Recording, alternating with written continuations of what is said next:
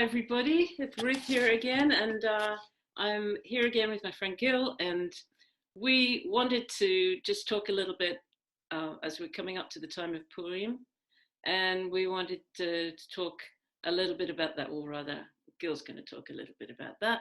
And so, Gil never talks a little bit, Ruth. No, you know we know that. So, welcome, Gil. So, off you go.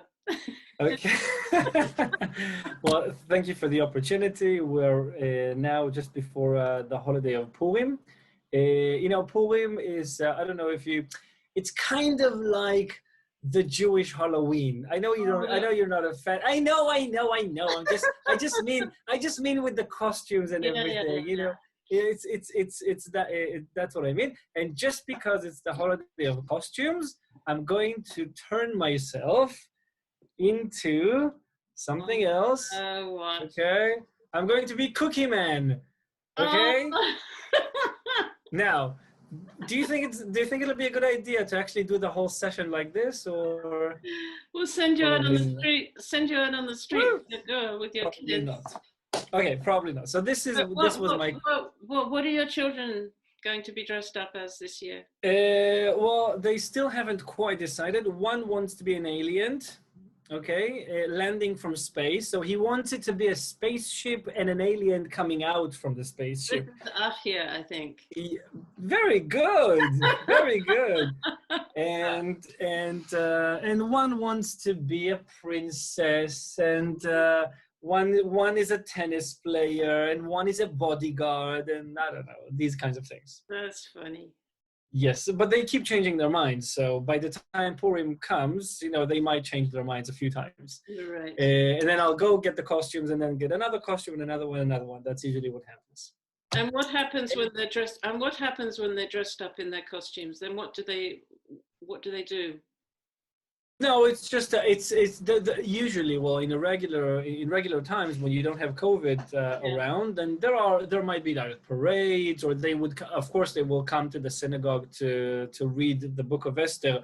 Everybody comes, all dressed up, and we would, of course, during the day they'll be dressed up and taking their deliveries to their friends, and there are all kinds of things. So they take gifts to their friends, which is very different from our experience of Halloween's, where kids come knocking on the door and they. Oh, it's all about giving. No, Purim is all about giving. It's all about giving, and I think towards the end of the session we may understand better why.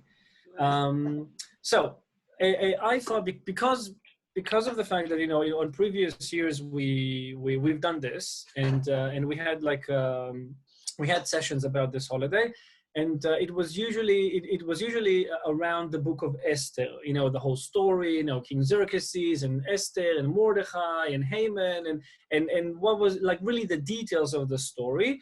Of course, talking about the timeline, the historical timeline, when this actually took place, etc.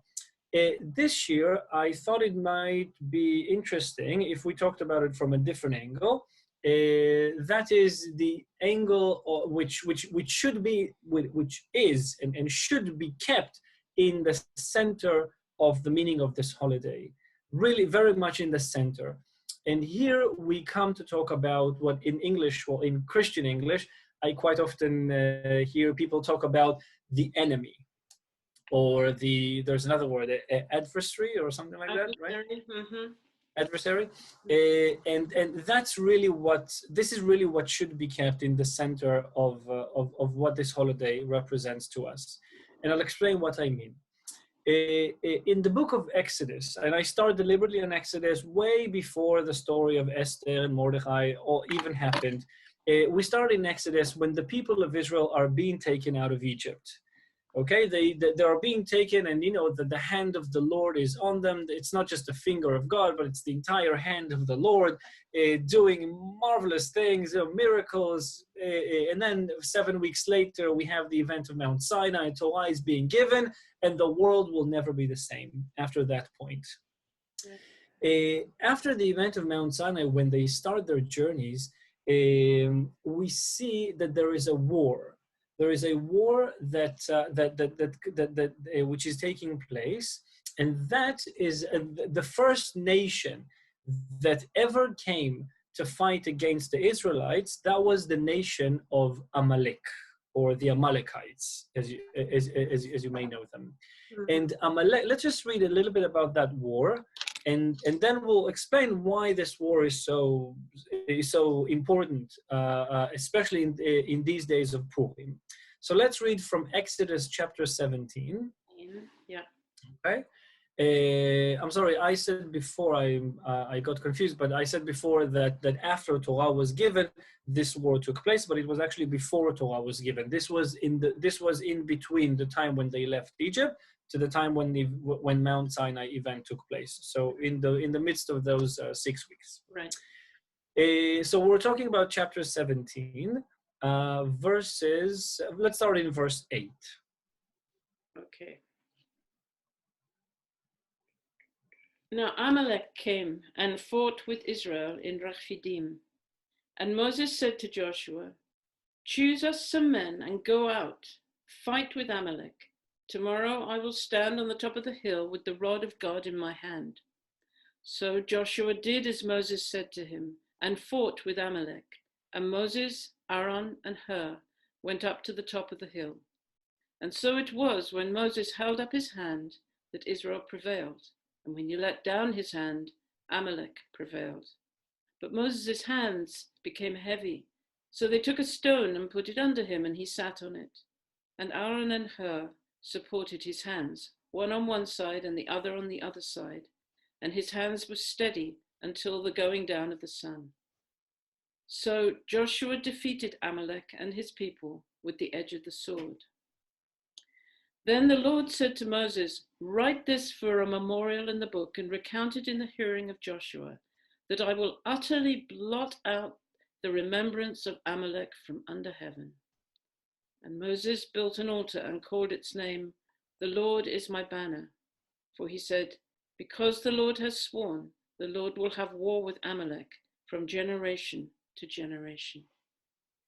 Okay, now just a little bit about the translation.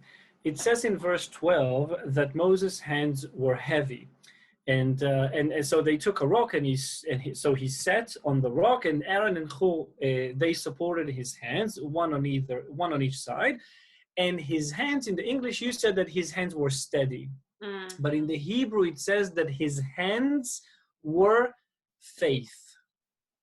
Okay, his hands were faith, emunah, until the sun came. The war against the Amalekites was not a physical war. The Amalekites came and fought with physical instruments, and Joshua was chosen to be the commander-in-chief and to lead the people in battle against the Amalekites.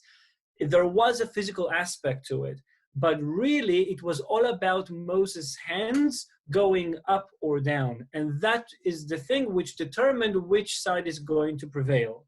So his hands were faith. It was about the faith of the people, of the leaders, of all of them taking part in this battle in order for them to defeat the Amalekites. Right. Now, it says in verse 16. So he said that you said that God swore that he will have a war against the Amalekites from generation to generation. But the expression that we find here for making that swear, for making that oath, is that the hand of the Lord is on his throne. Okay, it's like when we make an oath, so we put our hand on a holy item. Yeah, we swear. And then we swear on it. So God is swearing on his own throne. The hand of the Lord is on his throne, that he will have war against the Amalekites from generation to generation. Now, the word throne has 3 letters in Hebrew. It's the word kiseh. But the word we find here has only 2 letters, kes. So this is a representation coming to us from the words of Torah in the original language, that the throne of God will never be complete as long as Amalekites still exist, which is a very serious matter. The throne of the Lord is not complete as long as they exist. Okay, this is something we have to take very, very seriously. Okay, and God is making an oath. He's making a commitment to extinguish the work of his hands. Right? He said, I will blot out the remembrance of Amalek from under heaven. God is going to annihilate something that he himself created. Yes. Right? So why creating them from the first place, we can ask. But okay. Now, let's leave Exodus to that. And I'd like us, if that's okay, to read from Deuteronomy. Okay, let's go to Deuteronomy. We know that Deuteronomy is, this is a time when Moses is standing before the people for 5 weeks, and he is just reminding them of all the things that they've gone through during their time in the desert for 40 years. And Moses is also repeating that event. He's reminding them of this event of the war against the Amalekites in chapter 25, verse 17, to the end of the chapter. 25, verse 17. Okay. So it says, remember what Amalek did to you on the way as you were coming out of Egypt, how he met you on the way and attacked your rear ranks, all the stragglers at your rear, when you were tired and weary, and he did not fear God. Therefore it shall be, when the Lord your God has given you rest from your enemies all around, in the land which the Lord your God is giving you to possess as an inheritance, that you will blot out the remembrance of Amalek from under heaven. You shall not forget. Okay, so here it's not about God making a commitment, it's about God joining, inviting, so to speak, inviting his people to serve as a vessel to conduct this war. So God's commitment, God's oath in Exodus will be taken into practice. Yes. By the hands of his people. We are the ones to actually do it. Now, there's something about the translation. In verse 18, you said, how did it begin? How did it begin? Verse 18, how he met Yes. you. How he met you on the way and attacked. He met you on the way, but it's not about meeting. It's about cooling you down. How he cooled you down on the way. What do you mean cooled you down? The people, after leaving Egypt and experiencing all those miracles and crossing the Red Sea after it was split and all of that, their hearts were in flames of faith. You remember, it was a war based on faith. They were like, it was like a flame, a big giant flame walking in the wilderness. The Amalekites came to cool them down. They wanted to put out the fire. They did not want a people who will put on their banner, God, God is my banner.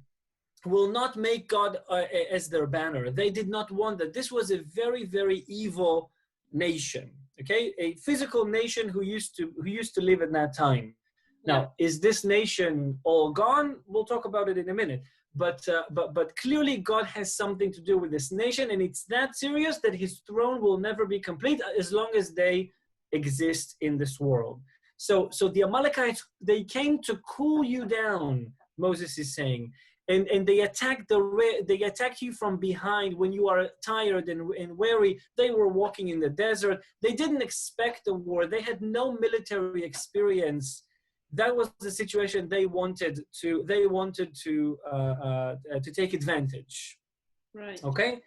Now here we also see in verse 19, we also see that when the Lord will, that there are conditions to when you are going to conduct this war against the Amalekites. You can't just do it whenever you want.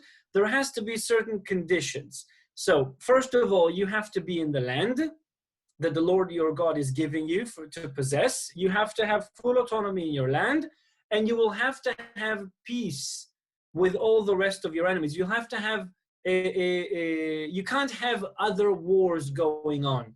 Finish all your little battles wherever, and only then you will be available to really conduct this spiritual war against the Amalekites. Interesting. And God is repeating his own words. Moses is repeating God's words. You shall blot out the Amalekites from under heavens. You shall not forget. There are two commands here out of the 613 commands we have in Torah. Two commands here. One, remember, and the other one is not forget. It's not the same one. It's not the same thing. Otherwise, God would not repeat it. You have to remember, and you also must not forget. Okay, that's what we have about the Amalekites in Torah. Any thoughts or anything that you would like to say before we move on to the prophets? Well, just thinking when you say remember and you must not forget, when I see God say you shall not forget, you must not forget, that's our response to him, to what he's saying. Whereas remembering is remembering what happened. The event itself. Yeah, the event itself, but we mustn't forget what God is saying about that event.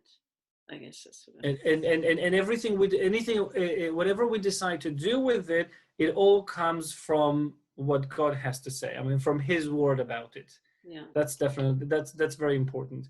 Now, this is what we have in Torah about the Amalekites. Okay, there was a war. God made a commitment, etc. We know that there are some regulations on when and how to do this war. Then the people are going into the land, the book of Joshua, the book of Judges, okay, a long period of times of occupying the land. And then we get to Samuel. Yeah. 1 Samuel chapter 15. In 1 Samuel chapter 15, we find the king of Israel being King Saul. And King Saul was given the order by Prophet Samuel to go and finish the job. Do it. Now it seems like this is the right time. God said you need to go and blot out the Amalekites. The Amalekites were there. They were neighboring with the kingdom of with the young Jewish kingdom who was still building itself. And King Saul got that task to annihilate them, to blot them out from under heaven. We know for a fact that King Saul didn't quite finish the job. They went, they fought, they killed all the people, yet they left King Agag, the Amalekite king of that time. His name was Agag, and they kept him alive. They kept him alive, and they also kept all the possession, all the property, the cattle, all the belongings. They confiscated it, but they didn't destroy it as they were commanded. Now, this was King Saul's problem in this whole thing. So they had the battle. The next day, the next day after they defeated them, Samuel comes to speak with King Saul. He gives him very harsh words, and he says to him that God knows what you've done, and the kingdom is going to be taken from you, and it will be passed on to the next one, the one who is better than you. That implying on King David. King Saul did not know that it was King David at the time, but of course we know that these are the events that come right after. Wow.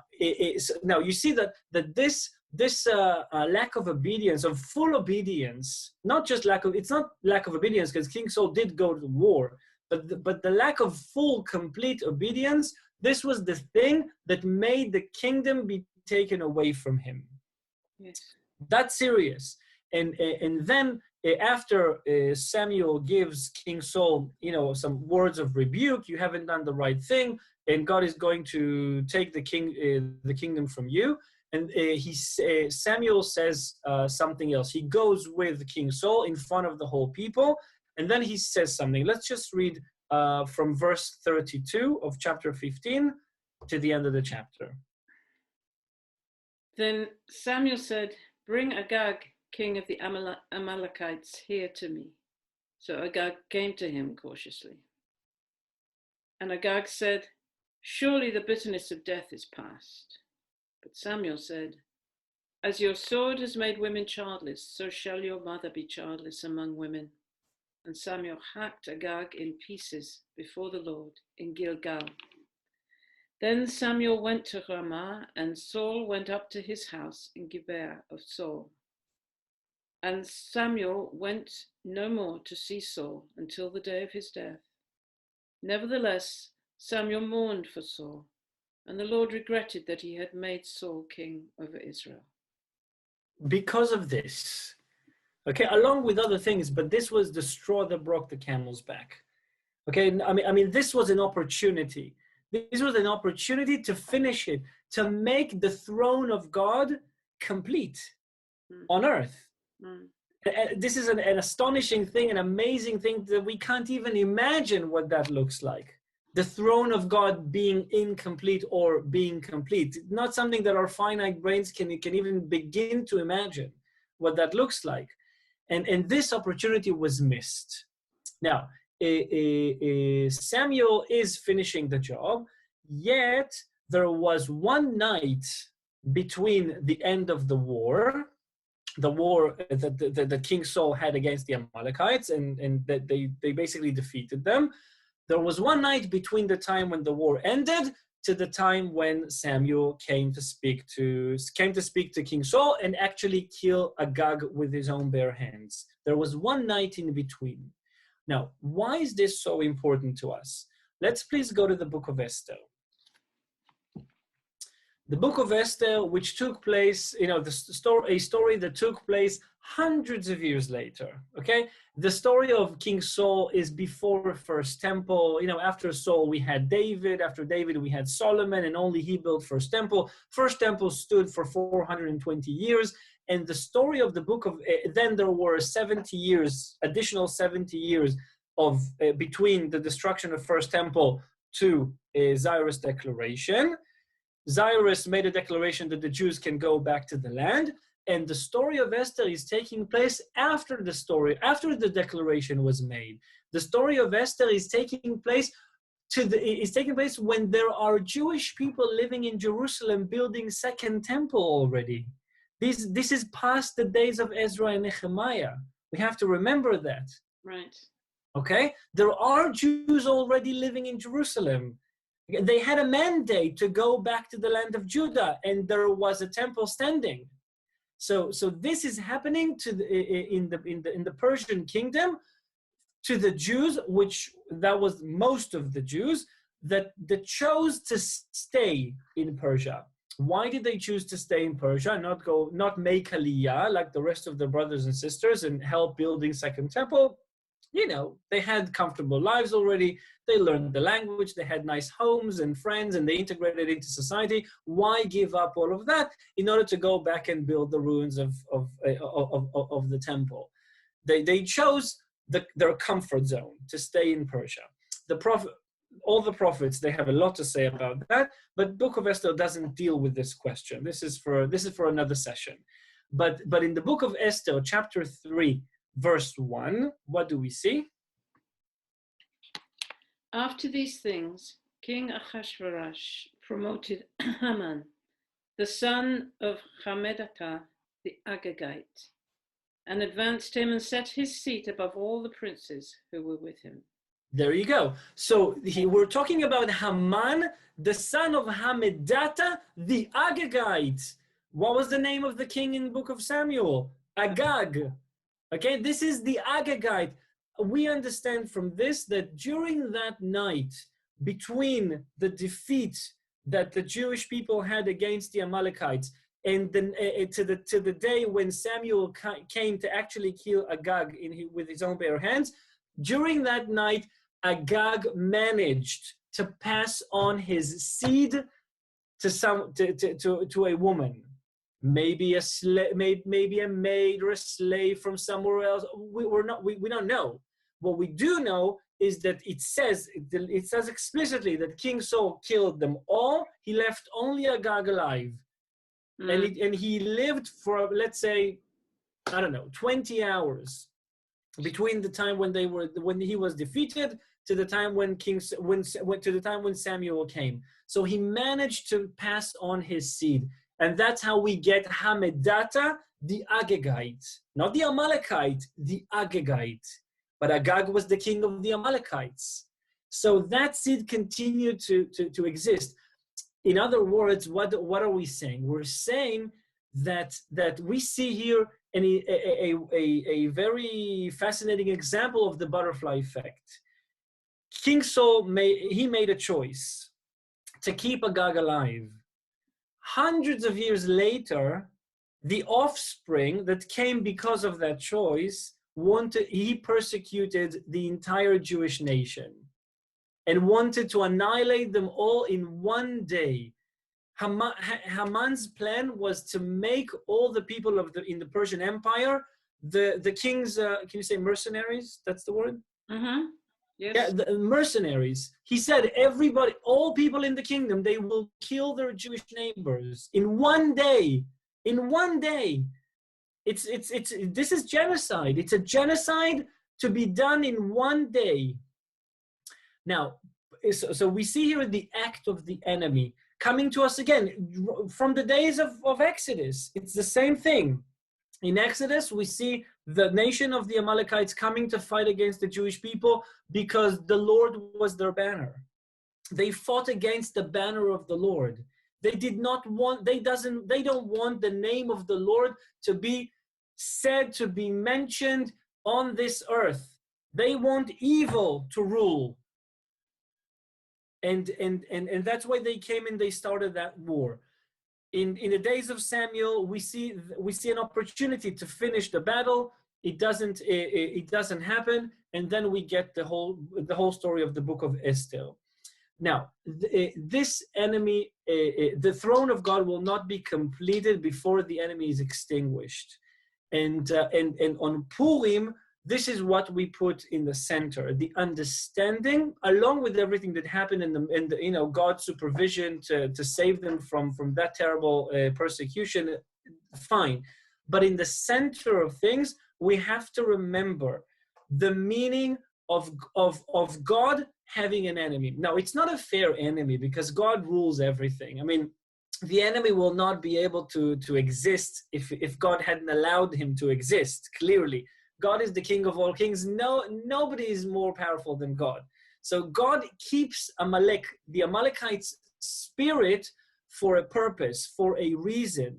Maybe we could say, after reading Exodus and Deuteronomy, maybe it is an opportunity for us to fight against that spirit, to increase light in order to banish darkness, to increase purity in order to defeat impurity.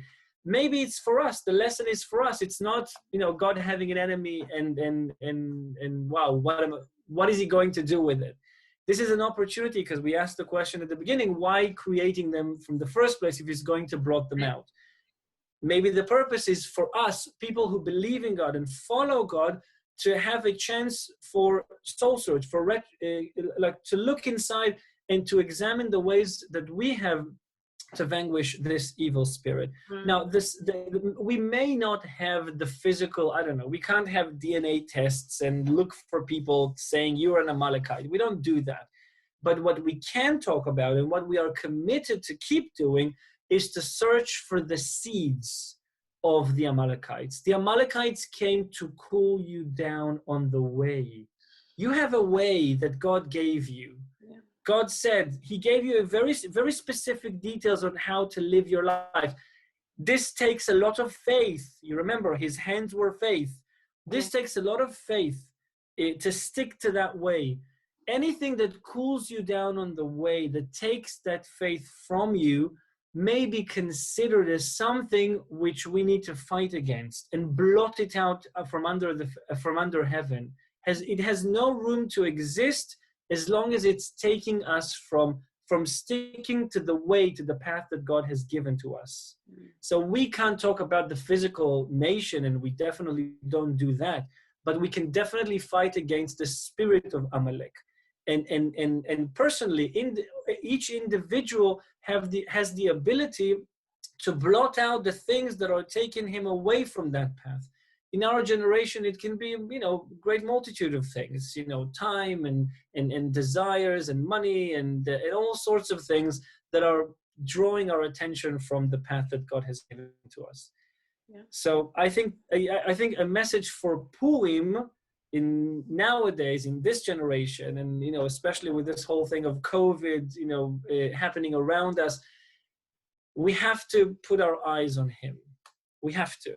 And Purim is just another, it's not but it's another reminder for us to put our trust in Him and to fight against all the things that are taking us away from Him.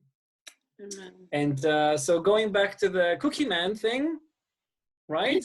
It says in the Book of Esther that everything turned upside down in the end. The persecution became a great salvation. So because of the fact that everything went upside down, this is the reason why we dress up. Everything is turning around, not being the way that it is. The thing about the giving that we talked about at the beginning, the thing about the giving is because Haman said, when he talked to King Xerxes, he said, there is a nation dispersed all throughout the kingdom, dispersed, scattered, they're not united. And that is why we do a lot of giving charity and giving presents and all sorts of goodies. And we will do a lot of giving on that day in order to fix what Haman saw in us, being dispersed and scattered, not united. We're doing a lot of giving to bring people together. Eventually, that is the thing which is enabling us to fight against the enemy of God, only when we stand together. Wow. So that's Purim for us this year. Fantastic. Thank you so much. Thanks so much for that. It just brings everything together. Really, really great. Okay. My pleasure. So may we actually live to the day when we extinguish all the enemies, enemies, and live in the kingdom of God in a full, tangible way. Amen. Thank you so much, Gil. Thank you very much, Ruth, for the opportunity. Bless you all. Those of Thank you guys. Happy Purim from Cookie Man. Bye. The Spirit of the Lord God